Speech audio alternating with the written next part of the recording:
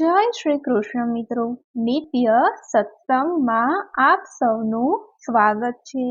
આજે આપણે સાંભળીશું એક શ્લોકી ભાગવત। જો આ વિડીયો તમને પસંદ પડે તો લાઈક અને શેર કરી ચેનલને સબસ્ક્રાઇબ જરૂરથી કરજો। ભગવાન શ્રી કૃષ્ણની સાથે સંબંધિત ઘણા ગ્રંથો અને પુરાણોની રચના કરવામાં આવી છે, પરંતુ તેમાંથી શ્રીમદ ભાગવત સૌથી સચોટ માનવામાં આવે છે। ધાર્મિક ગ્રંથો અનુસાર શ્રીમદ ભાગવતનો પાઠ કરવાથી પુણ્ય મળે છે અને પાપોનો નાશ થાય છે, પરંતુ વર્તમાન સમયમાં ભાગ્યે જ કોઈની પાસે સંપૂર્ણ ભાગવત વાંચવાનો સમય હોય છે। જો તમારી પાસે એટલો સમય નથી તો આ એક શ્લોકી ભાગવતનો જાપ કરવાથી સંપૂર્ણ શ્રીમદ ભાગવત વાંચવાનું પરિણામ મેળવી શકાય છે। આ મંત્રનો જાપ કરવા માટે સવારે વહેલા સ્નાન કરો અને સ્વચ્છ વસ્ત્રો પહેરો અને ભગવાન શ્રી કૃષ્ણની પૂજા કરો। ભગવાન કૃષ્ણના ચિત્રની સામે બેસીને તુલસીની માળાથી આ મંત્રનો જાપ કરો। આસન કુશનું હોય તો વધુ સારું।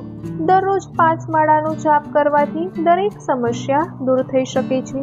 જો આ મંત્રનો દરરોજ એક જ સમયે એક જ આસન પર બેસીને અને એક જ માળા સાથે જાપ કરવામાં આવે તો આ મંત્ર ઝડપથી સિદ્ધ થઈ જાય છે।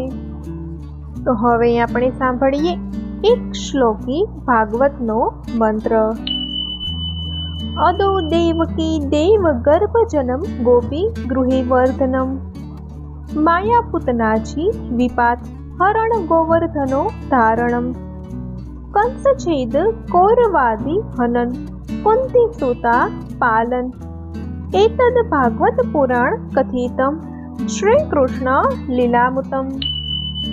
આ શ્લોકનો અર્થ થાય છે, શ્રી કૃષ્ણ દેવકીના ગર્ભમાં જન્મ લે છે, શ્રી કૃષ્ણ યશોદામાના ઘરમાં મોટા થાય છે, શ્રી કૃષ્ણ પૂતનાને મારે છે, શ્રી કૃષ્ણ ગોવર્ધન પર્વતને ઉપાડે છે, શ્રી કૃષ્ણ કંસને મારે છે, શ્રી કૃષ્ણ કૌરવોને યુદ્ધમાં હરાવે છે, એ જ શ્રી કૃષ્ણ પાંડવોની રક્ષા કરે છે। શ્રીમદ ભાગવત પુરાણ શ્રી કૃષ્ણની લીલાઓ કહે છે। તો મિત્રો, આ હતો એક શ્લોકી ભાગવતનો મંત્ર। જો આ માહિતી તમને પસંદ પડી હોય તો વિડીયોને લાઈક અને શેર કરી ચેનલને સબસ્ક્રાઇબ જરૂરથી કરજો। જય શ્રી કૃષ્ણ।